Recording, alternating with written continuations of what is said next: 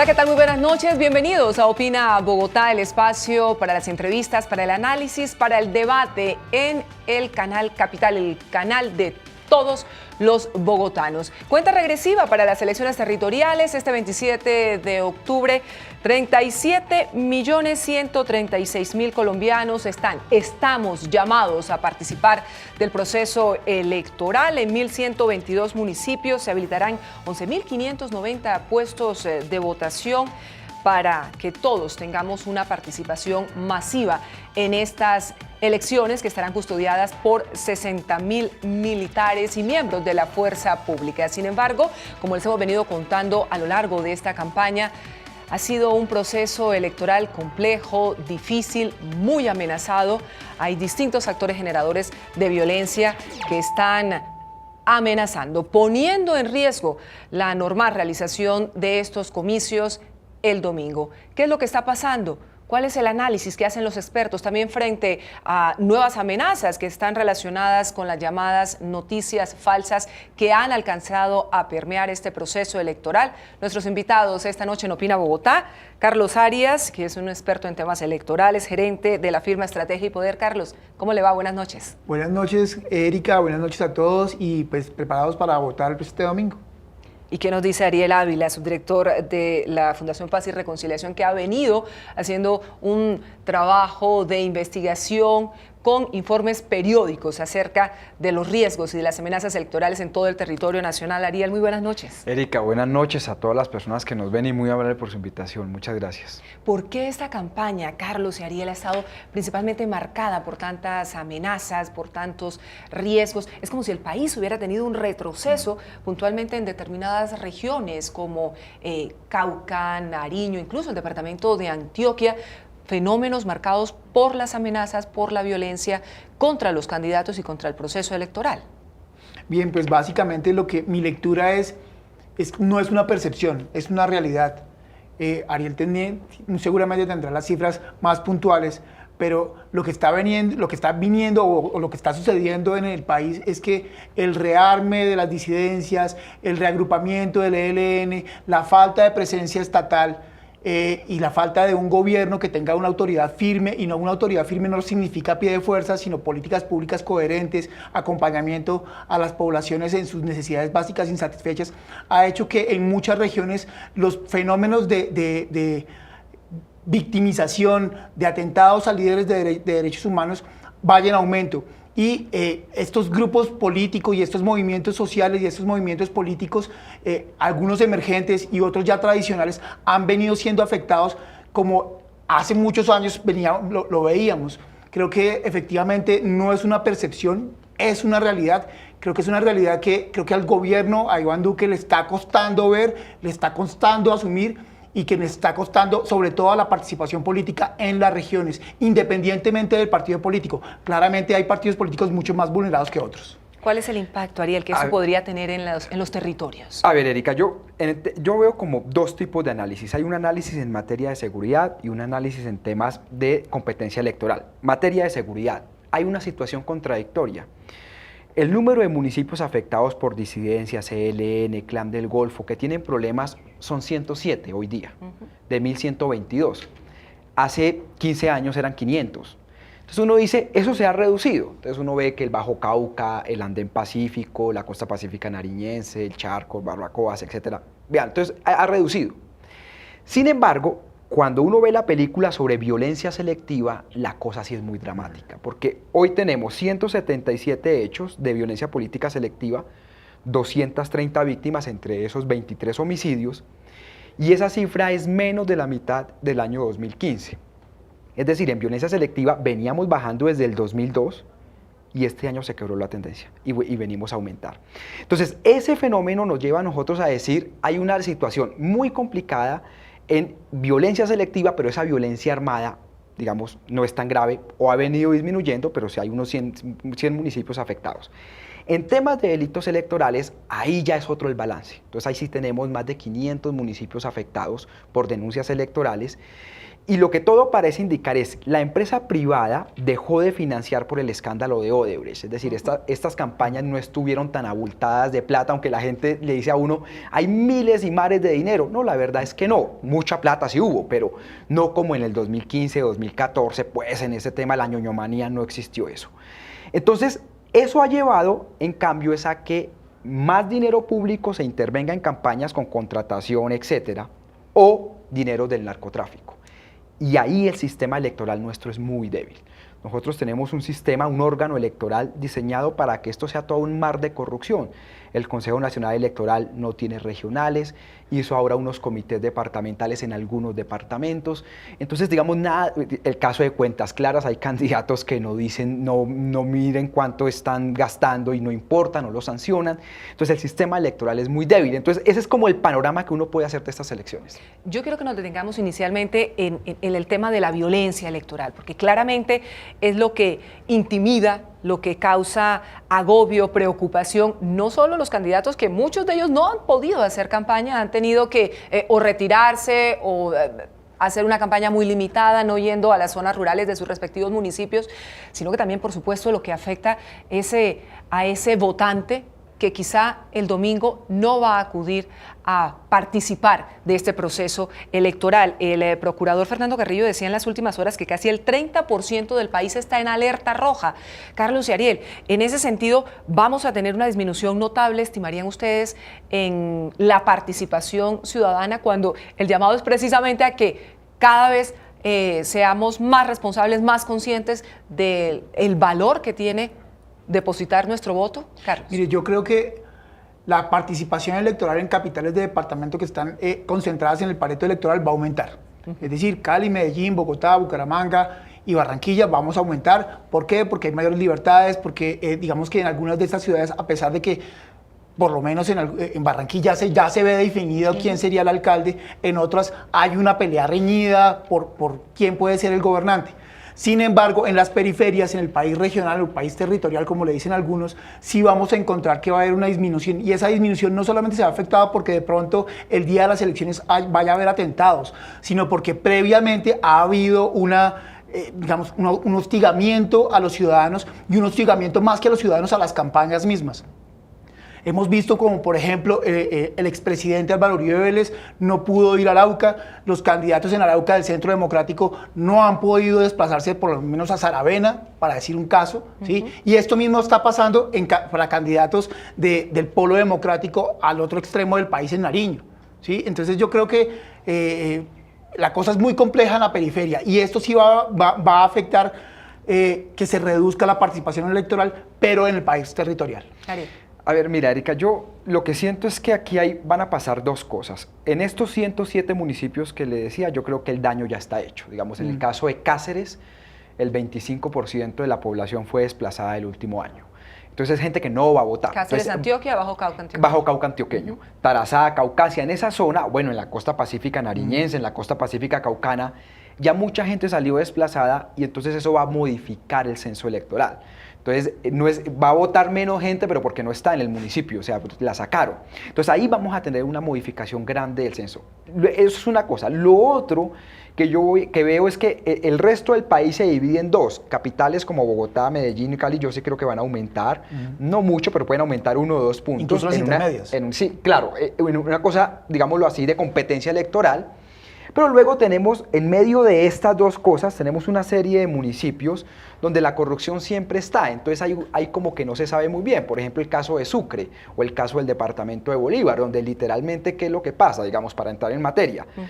Los dos principales en el departamento de Bolívar están más cuestionados, no pueden estar. O sea, Vicentico Blel hasta tiene interceptaciones de llamadas compraventa de votos de su papá, o Hernando Padawi, el más cercano a la gata. Entonces, o el caso de Cartagena, que las dos principales figuras, García y Yolanda Wong, están muy cuestionados. Ahí puede haber un bajonazo, pero no por criminalidad, sino porque la gente no tiene por qué votar. O en el caso de Putumayo, que los 3 principales competidores están muy cuestionados. O el caso de La Guajira, que los 3 principales competidores están muy cuestionados. Entonces la gente se sustrae de votar. O es posible que vote en blanco o que sencillamente no vote. Entonces, ahí hay que tener cuidado. O sea, si se presenta un bajonazo en algunas regiones, no puede ser, no necesariamente es por seguridad, sino porque la gente no tiene, o lo que vamos a ver en algunas zonas es que la gente vota por su alcalde, pero no va a gobernación, o viceversa. Entonces ahí vamos a ver unos fenómenos, porque yo sí siento que, Erika, y con esto termino,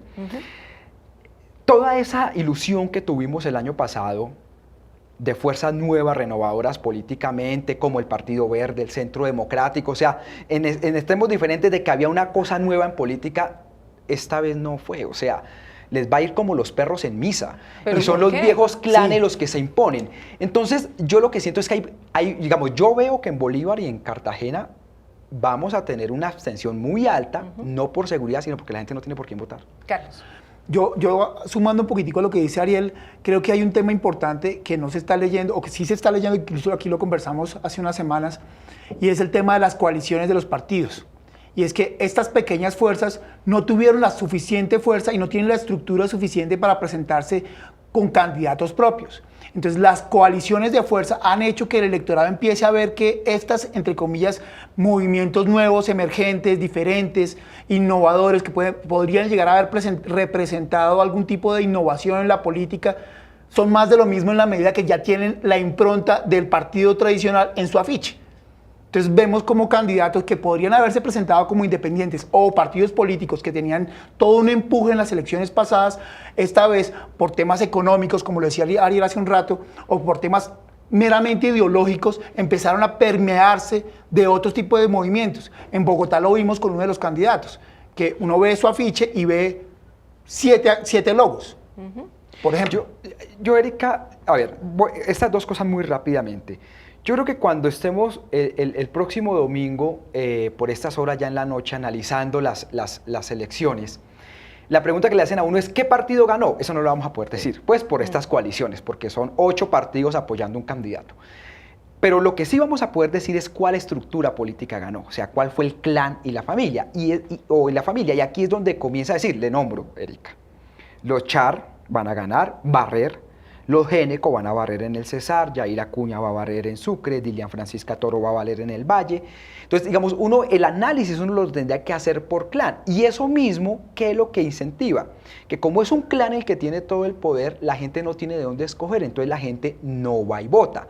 El caso de Cundinamarca, por ejemplo, está el señor Nicolás García, va a ganar, no sé, 70-30, seguramente 80-20 va a ganar.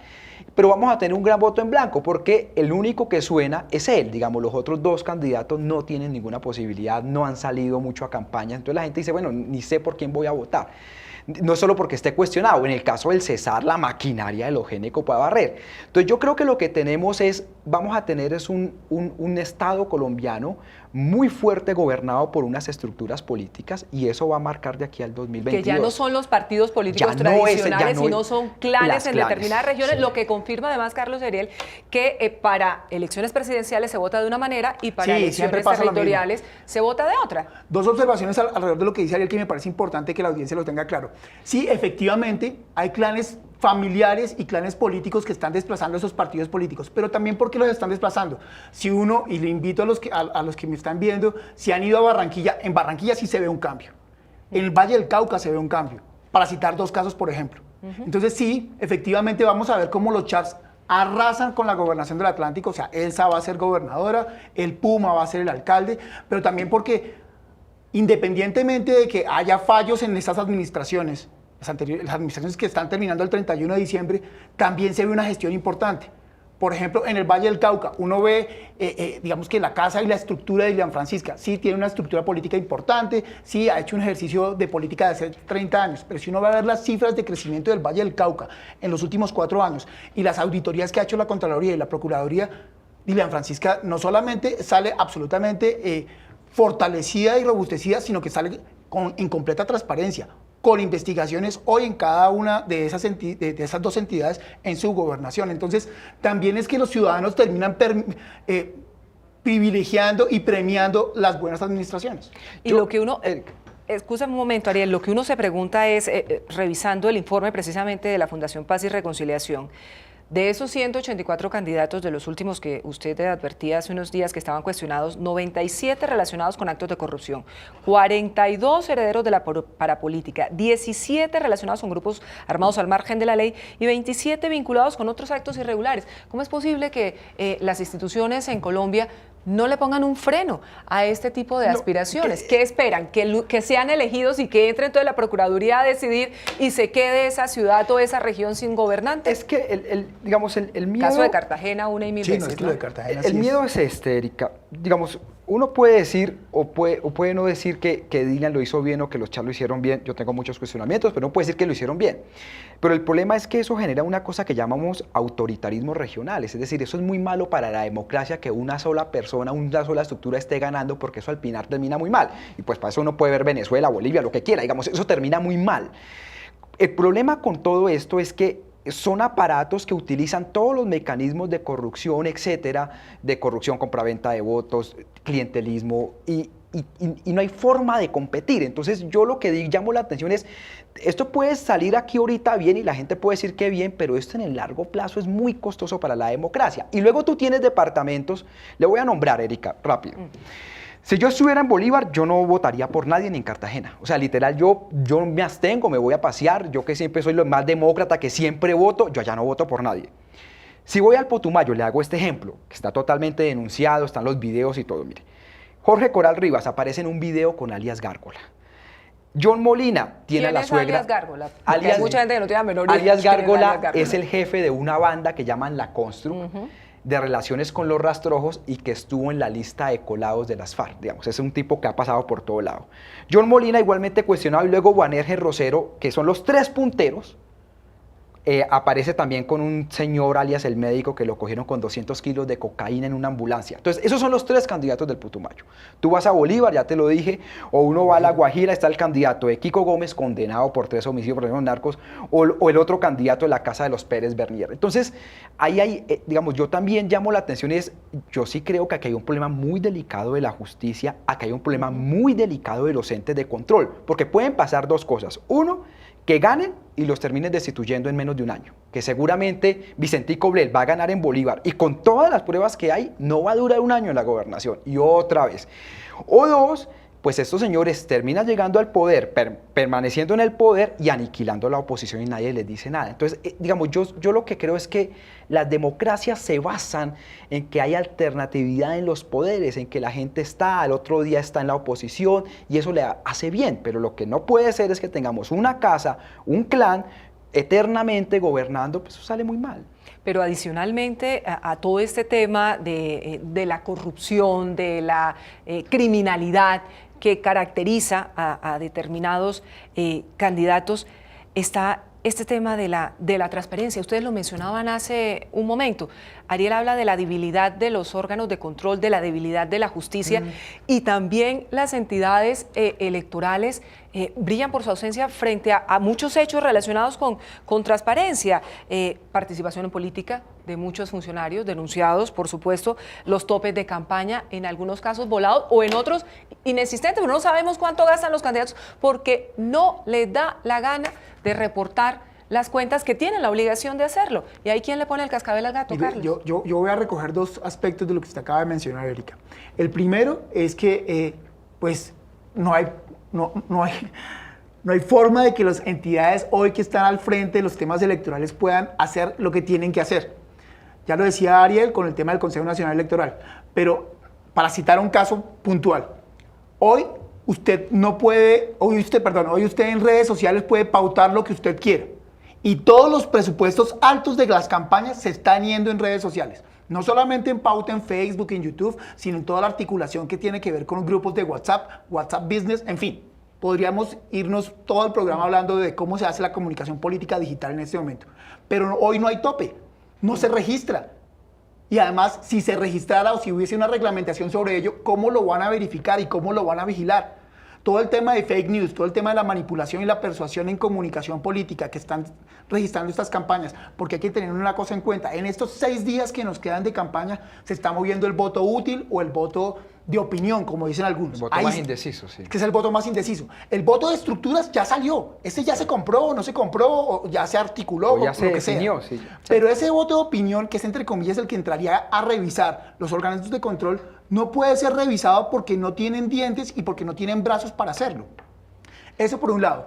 Y por otro lado, pues mire, los topes de campaña, lamentablemente, y esto es la excusa más chimba del mundo, qué pena la palabrota, pues pasa aquí en Cafarnaún. O sea, decirle hoy a una campaña cómo hacer la revisión de cuáles son los ingresos para justificarlos a los órganos de control como la registraduría o el Consejo Nacional Electoral, pues es prácticamente imposible. Porque los refrigerios los puso un empresario, porque las camisetas de la última semana las puso otro. Entonces, pararnos en el escenario ideal de, oiga, no, es que nuestra democracia es endeble porque esos órganos de control no tienen la operancia, pues yo creo que nos quedaríamos con el pecado y sin el género. Entonces, yo creo que aquí el llamado principal, no sé si me estoy adelantando, el llamado principal es que a los ciudadanos empiecen a votar más en conciencia, empiecen a votar más en razones y menos en emociones. Erika, yo solo decir esto, mire, desafortunadamente, cuando uno habla, el órgano electoral colombiano está diseñado para que funcione de forma corrupta. Entonces, para explicarle al ciudadano. El Consejo Nacional Electoral, que es, digamos, el ente rector de las elecciones, lo eligen los partidos políticos, para que vigilen los partidos políticos. Es decir, uno elige a los amigos para que lo vigilen a uno, es decir, no lo vigilan. Pero además, si quisieran vigilarlo, no tienen plata. Su presupuesto depende de la registraduría. No tienen ninguna delegación territorial. Los tribunales regionales los formaron hace 20 días, 25 días. Es decir, no alcanzaron a ver todo el mar de plata que entró, la utilización, nada de eso alcanzaron a ver. Entonces, por ahí está. Luego tú tienes la registraduría que va desde expide la cédula, contrata, terceriza los servicios electorales y lidera el conteo de votos. O sea, una sola institución hace todo. O sea, eso sale muy mal. Y luego tú tienes la sección quinta del Consejo de Estado, pues que es un órgano politizado y nosotros no tenemos tribunal electoral. Pues el resultado es lo que tenemos, digamos, o sea, uno no puede pedir más. Entonces, claro, uno dice, uno puede llegar a una solución. Si tuviéramos algo mejor, ¿estaríamos mejor? No sé, pero habría más control. Y lo otro que sí tenemos, el otro gran problema que tenemos es que, Erika, el problema en Colombia es que como no es un sistema bancarizado, no hay un sistema de vigilancia territorial, la plata pasa esto. Entonces, un empresario financia unos refrigerios, el otro financia los pendones, el otro financia el transporte del día. Yo me imagino que en Sucre ya tenemos la información nosotros, hoy que ya no hay transporte público. Todo fue comprado por las principales campañas para mover su gente. O sea, si yo quisiera ir a Sincelejo un domingo y conseguirme un taxi, no lo consigo. Entonces, porque ya todo fue comprado. Entonces, digamos, desafortunadamente nada de eso entra en las cuentas. En las cuentas entra el préstamo del banco, que mi mamá me dio esto, lo que yo gasto en la sede, pero lo todo que yo esto, escribo en el formato sí, le paso al Consejo pero Nacional todo Electoral. esto en especie no entra. Entonces Claro. tú terminas teniendo una campaña a la gobernación como la de hoy de Yair Acuña en Sucre, que puede estar costando 2 o 3 millones de dólares como mínimo, pero nadie sabe la cifra exacta. ¿Quién compite con eso? Entonces, nosotros tenemos unos problemas muy ¿Quién muy compite y quién complicados. controla? A pesar de que la gente puede estar viendo y dice, ¿cómo denunciamos? ¿Cómo podemos argumentar Así eso? nadie Porque no hay denuncia. forma No, y además, de contrastarlo. Exacto, no hay forma de comprobarlo. Entonces nos quedamos en los programas de opinión, los analistas, los periodistas, rasgándonos las vestiduras diciendo, no, es que no puede ser la corrupción, es que no hay operancia, los órganos de control Es que la reforma electoral tampoco llega, la Pues reforma miércoles. política. Entonces, ¿en qué debemos trabajar los que estamos de este lado? En vez de rasgarnos las vestiduras y a indignarnos tantos, pues miércoles, trabajemos en que el ciudadano empiece a votar con razones. Y hay un tema bien complicado y que hay una digresión pequeñita. Se menciona mucho a la costa Caribe. Esto que está diciendo Ariel pasa aquí en Engativá, aquí abajito en Fontibón, Y en Sucre. los municipios vecinos a Bogotá Sí, es terrible. esto pasa y aquí en la todos sabana, lados. sí. Es decir, digamos, porque no quiero que los caribes que nos están escuchando digan, oigan, nos están estigmatizando. No, esto pasa en todos lados. Y no es culpa de ellos, entre comillas. ¿Por qué no es culpa de ellos? Porque hay necesidades básicas insatisfechas. Mire, nosotros que hacemos campañas en algunas regiones del país, ¿cómo le dice usted a un ciudadano que no tiene que comer, que está descalzo, ¿no? Es que mira, te voy a modificar el PIB con la APP, no, solucióneme el ya. Oiga, 400.000 pesos están pagando por voto en algunos municipios del departamento de Bolívar, además por los 4, denunciado hoy mismo por la misión de observación electoral, para alcaldía, para gobernación, para consejo, para asamblea, 400.000 pesos. Que es lo llaman los 4 golpes, las 4 comidas. Sí. Claro, eso es lo que pagan. En Córdoba están pagando el voto más o menos 50.000 pesos a gobernación, 30.000 pesos va un poquitico a asamblea, 70.000 a consejos municipales, se sube un poco, depende mucho de la zona. Pero hay una cosa tenaz, y es que hace 4 años valía 150.000 pesos. Es decir, esto se ha reducido pues digamos, porque ya no está la empresa privada. Todo el escándalo de Odebrecht sí modificó mucho eso. Y el otro tema es que, digamos, el caso Aida Merlano es tan interesante, es porque, comprobó lo que decíamos, y es la forma como funciona esa compraventa de votos. ¿Qué es lo que pasa? No es que compren los 80.000 votos, por ejemplo, de una persona, no. Tienen una base de unos 30.000 votos, que es lo que compran con los líderes sociales por medio de mochileros, que los llaman, esos líderes comunales generalmente. Y esa basecita es la que entra en disputa, y luego lo demás lo incrementan con los contratistas de cada ente territorial, o con etcétera. Entonces, el problema es que tenemos unos barrios totalmente cooptados. El caso de Aida Merlano, lo que está pasando hoy en Atonuevo, La Guajira, con este señor Palmesano, es que confiscan la cédula. Es decir, te pago 30.000 por el voto, dame la cédula, y luego el día de la elección te pago los otros 30.000, ve y votas y me tomas la fotico del tarjetón con el celular y me la dejas ver y te doy además el almuerzo o el refrigerio. Y luego comprueban en la mesa electoral. Y todo estaba montado. Claro, porque si en la mesa electoral ese voto no está, se lo descuentan al líder de la zona. Se lo descuentan al que tiene el cuadrito del Excel, que tiene toda la plata para repartir después. Oiga, ¿ustedes no se acuerdan que hace unos, no sé si para elecciones, no creo que fue elecciones presidenciales, tal vez fue antes, hubo un video en el que veíamos todos los colombianos cómo se vendían los votos el mismo día de las elecciones? ¿Y qué pasa con esos? Pues claramente todas estas estructuras avanzan y siguen funcionando, siguen delinquiendo, porque tampoco es que las autoridades digan, aquí hay un resultado, como lo aquí hay una hacen condena. todos, Erika. O sea, el problema es que lo hace todo el mundo. Entonces, como lo hace todo el mundo, se cae una parte de eso y se caen todos. Entonces, todos terminan protegiéndose a todos. Es un poco bueno, tú me echas al agua, yo te echo al agua, y echamos al agua al otro. Entonces, se cae toda la infraestructura. Entonces, lo que tú ves es que en Córdoba todo el mundo tiene esas prácticas. No importa, están peleando, pero tienen esas prácticas. Entonces, como todo el mundo lo hace, los entes de control no avanzan porque dependen de un partido, del otro, el contralor lo elige el cuerpo colegiado del gobernador, el procurador pues es regional y lo ponen los senadores, entonces no termina habiendo esa supervisión. Pero eso es la punta, yo insisto, esa es la punta del iceberg. Lo verdaderamente complejo es la inequidad social por la cual la gente, uno, no tiene cultura política para valorar su voto e entender la importancia de esos 30.000 pesos o esos 60.000 pesos que le van a pagar en términos de mediano plazo y construcción de política pública. Y dos, es que miércoles, pues ¿cómo le dices a alguien que al mes podrá vivir con 250.000 pesos? En su casa hay 4 personas, 5 chinos o 4 chinos, le dices, mira, por cada uno de ellos tienes 550.000 pesos porque tienes concejal, alcalde, gobernador. ¿Y cómo le dices a esa persona que no tiene un salario fijo y cuando tiene salarios tiene 250.000 pesos, que en ese mes te vas a meter 750.000, pues le vas a decir no lo reciba? Si no tiene agua, si no tiene acueducto, si sus hijos no tienen educación. O sea, es una cosa muy compleja y digamos que esto no justifica y no quiero que suene a una justificación, simplemente es entender el fenómeno desde la raíz y desde lo profundo, no desde otra vez, desde el rasgamiento de vestiduras y hashtag estoy indignado de las redes sociales del chico que está en Starbucks, ¿no? y pone en su Facebook, es el colmo, la política colombiana es una porquería, me regalas un chai latte, eso no funciona así. Entonces creo que hay que mirar un poco más a fondo. Y sobre todo, vuelvo a hacer el llamado a que se genere una cultura política de lo valioso que es el voto, independientemente que estés en capital de departamento o que estés en territorio. Pero aquí entonces, ¿cómo sería la fórmula?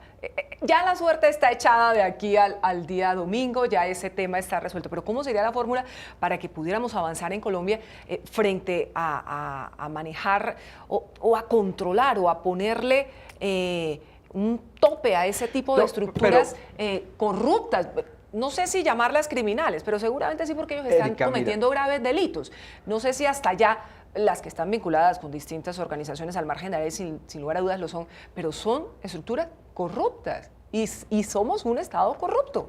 No, mira, yo lo que, Erika, a ver, dos cosas. Fíjese, el problema es que la gente, en todo el país, hay gente indignada. Todo el país. No es solo las grandes ciudades. Todo el país hay gente que está muy molesta con lo que está pasando. Pero la gente no tiene a dónde denunciar, porque cuando denuncian, al otro día, no, al minuto sabe el candidato. Entonces, él queda... Pero fíjese, el caso nuestro, la Fundación Paz y Reconciliación, hemos recibido más de 2.000 denuncias. Con pruebas, con fotos, con videos, todo lo que nosotros hemos sacado es que la gente lo envía. No alcanzamos a procesar todo. La MOE con pilas al voto ha recibido como 5.000 denuncias. Entonces yo creo que hay un montón de gente indignada con esto. A mí me escriben de todo el país, es impresionante. Todos los municipios, mire, por favor, haga esto. Entonces yo sí noto un cúmulo muy crítico. Pero lo que siento es que ese cúmulo crítico no siente que ningún partido y ningún candidato lo esté representando. Entonces hay un montón de gente y eso es muy peligroso. Yo le digo a los políticos tradicionales, así vamos para el abismo, o sea, llega una salida populista y juepucha y esto nos jode, porque la gente dice, o sea, no hay por quién. Entonces aquí a las estructuras políticas es un llamado, o sea, no jueguen tanto porque ustedes se van a ir al abismo. Bueno, y el otro tema es que yo sí creo que lo único que funciona acá es el control ciudadano. Hay dos formas de hacerlo, denunciando. Y mucha gente tiene miedo, pero recibimos las denuncias y lo hacemos, que ese papel duro lo hacen organizaciones como la nuestra, Congreso Visible, la MOE, bueno, mucha gente. Y la otra forma de control ciudadano es el voto. El voto al fin y al cabo es secreto. Entonces yo sí creo que los ciudadanos en muchas zonas vayan a votar en blanco, critiquen o vayan a votar por candidatos que pueden hacerlo. Pero el ciudadano siempre tiene la posibilidad, porque yo siempre le digo una cosa a los ciudadanos, con esto termino, perdóname, es si tú eliges bandidos, te gobiernan bandidos. O sea, si tú eliges un bandido, el día que se posesione no va a cambiar, no va a dejar de ser bandido. Entonces, si uno elige lo que quiere que lo gobierne, entonces piense, porque claro, ese cálculo racional de 750.000, pero el daño que tú haces a tus hijos, a tus nietos en el futuro es muy grande. No, hay dos cosas importantes como anécdota. La primera es que en las elecciones presidenciales había un candidato que tenía una fuerza muy importante en el Caribe y como veo sus estructuras, pero la gente recibió parte del dinero y terminó votando por el que quería. ¿Sí? No vamos a decir nombres, pero pues eso sucedió en las presidenciales y fue evidente.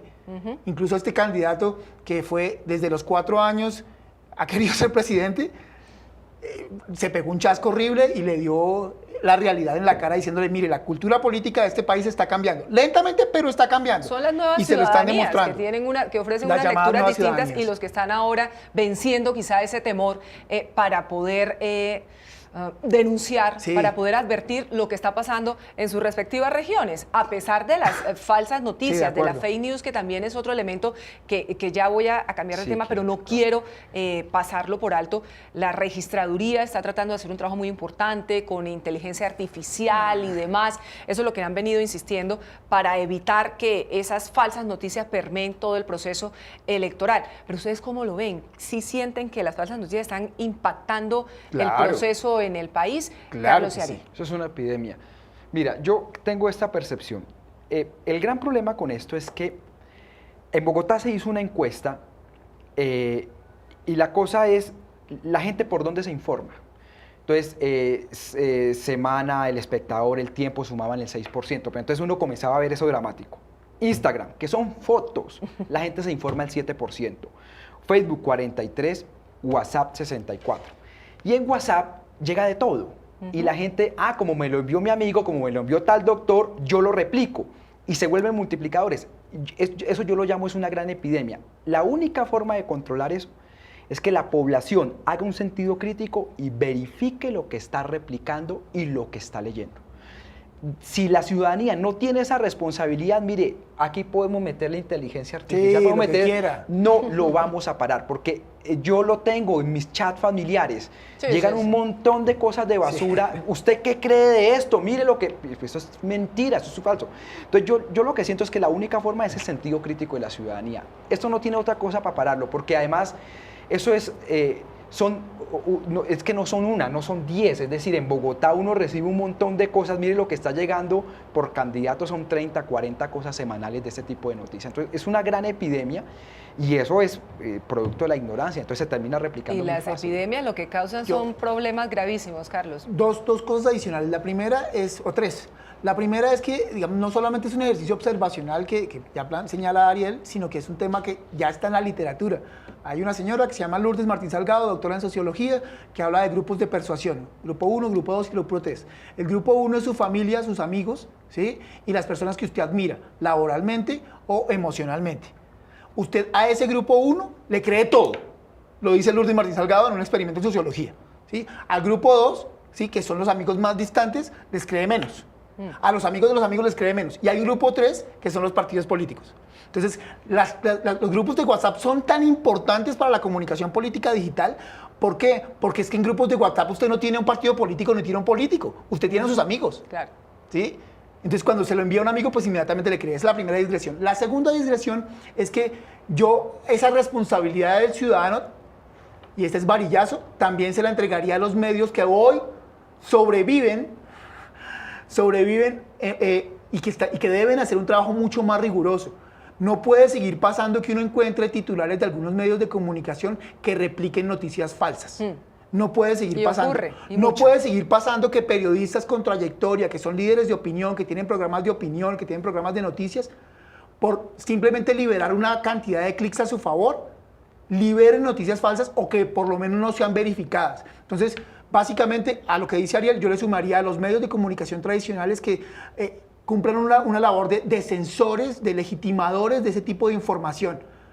Y 3, que tiene que ver con todo lo anterior, es el tema de, mire, sí es posible hacer una detección, o sea, sí es posible tener un decálogo de detección de noticias falsas. Yo lo hacía hace unos días en un programa de la noche en una emisora radial, en el que básicamente lo primero que usted tiene que verificar cuando le llegue una cadena de WhatsApp es, ojo, esa información inmediatamente la reciba, ya que tiene un teléfono móvil, salga y verifíquela con un medio tradicional.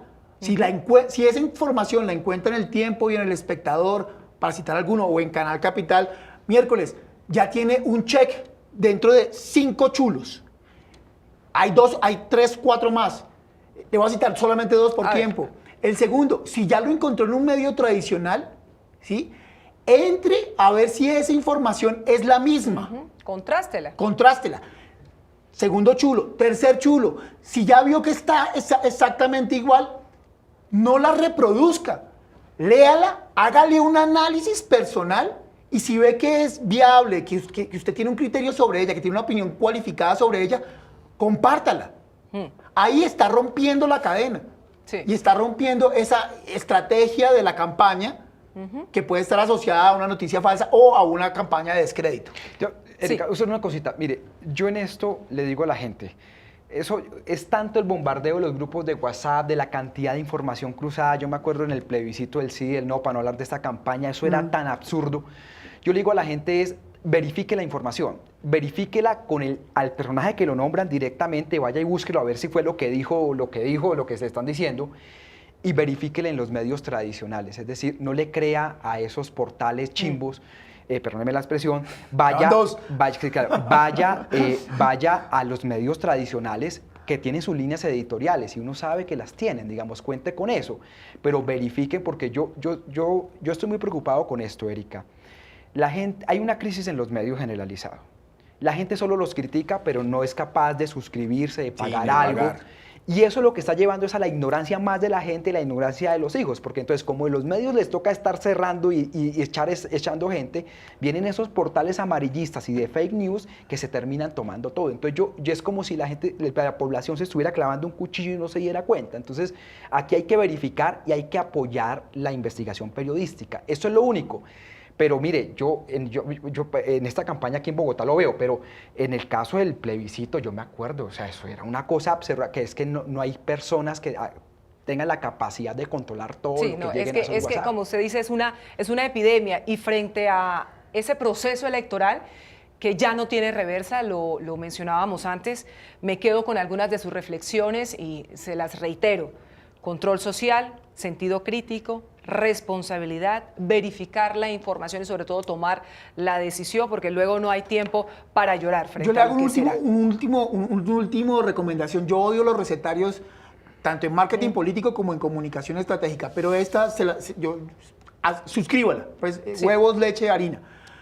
Básicamente, mi recomendación es empiece a seguir personas o medios de comunicación en los que usted no tenga cercanía ideológica.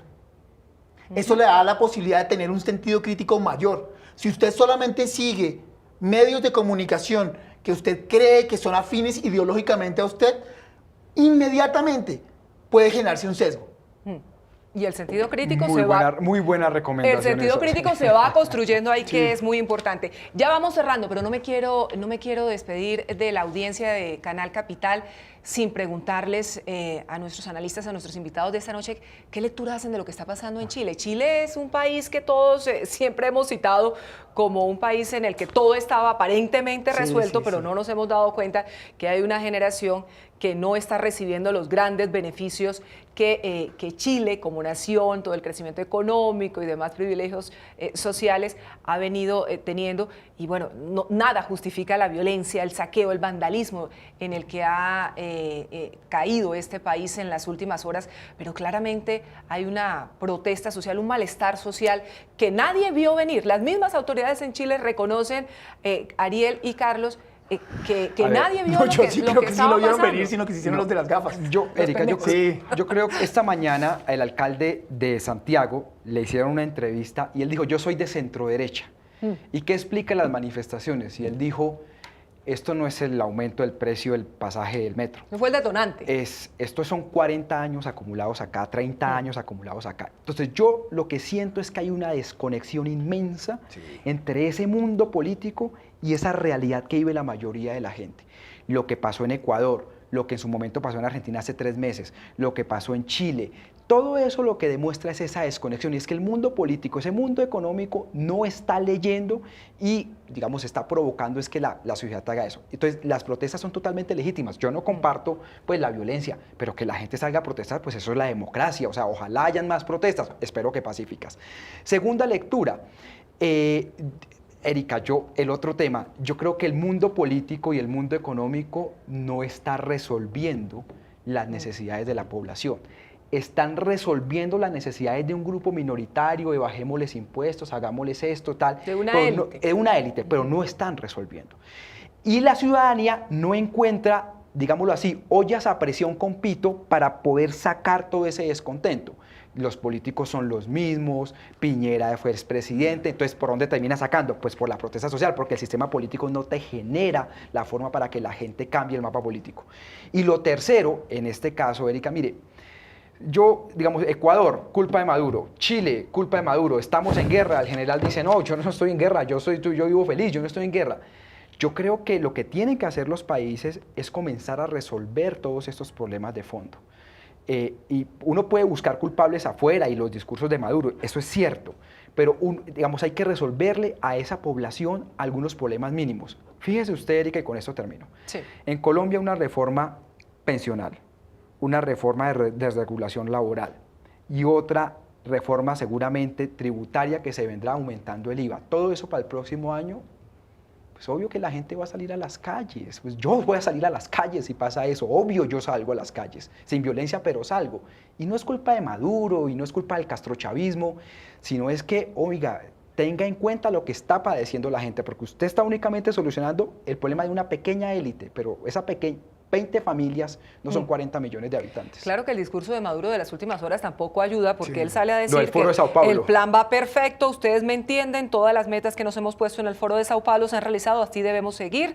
Es producto de la unión de los movimientos sociales revolucionarios de toda América Latina, el Caribe y el mundo. Estamos revitalizados, muchos están diciendo que Maduro está ahí tratando de pescar en ríos revueltos. Su reflexión, Carlos Arias. Bueno, mi reflexión, me van a perdonar la coloquialidad, es como cuando uno va al médico, ¿sí? Y entonces dice, pero ¿por qué estoy amarillo?